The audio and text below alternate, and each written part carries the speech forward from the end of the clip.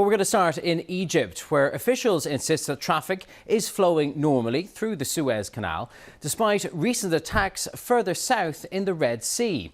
Iranian-backed Houthi rebels in the civil war that's engulfed Yemen in recent years have repeatedly targeted commercial vessels, leading some of the world's biggest shipping firms to suspend routes in the area. With more context, here's our business reporter, David Waddell. Let's have a look at the geography of the situation. Right here is the Bab el-Mandeb Strait. It's right next to Yemen, from where those Houthi attacks originated. It's at the southern end of the Red Sea. At the northern end is the Suez Canal. Now, ships cannot pass through the Suez Canal from the south without first passing through this choke point. A couple of days ago, the Maersk Shipping Container Company and Hapag-Lloyd both announced they wouldn't be making that transit. They've since been joined by other shipping companies. Now, if you're a shipmaster trying to get your vessel from the Indian Ocean to the Atlantic Ocean and you cannot or will not traverse through Suez, you need to pass by the Cape of Good Hope. That adds an extra 3,000 nautical miles to the journey. And there are other issues for ships trying to traverse from the Atlantic to the Pacific Ocean through here. The Panama Canal is accepting many fewer ships right now because of weather-driven water shortages, which make it much harder to keep the lock system operational. There's now a threat that some shippers will face disruption from both the Panama Canal and the Red Sea route. The Suez Canal Authority is very keen for shipping to continue making that passage through the Red Sea.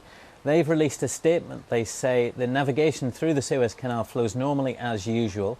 Suez Canal will remain the fastest and shortest route, as opposed to, of course, that route around the Cape of Good Hope.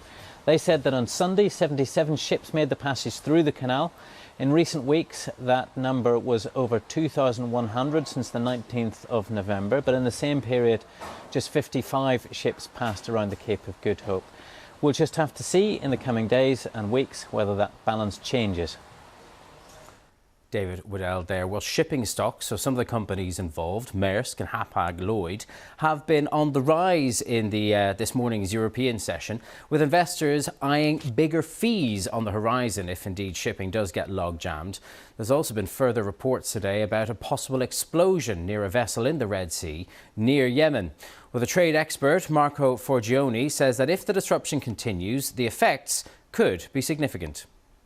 Suez is a major transit route for oil, for LPG gas, as well as containers. So the impact that this is going to have, not just on the cost for consumers, but also on industrial capability capacity.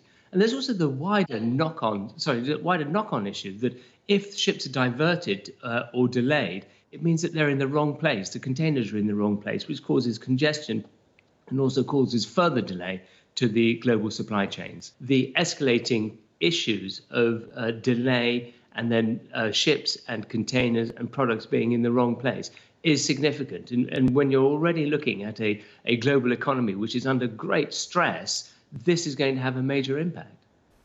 Marco Forgione there.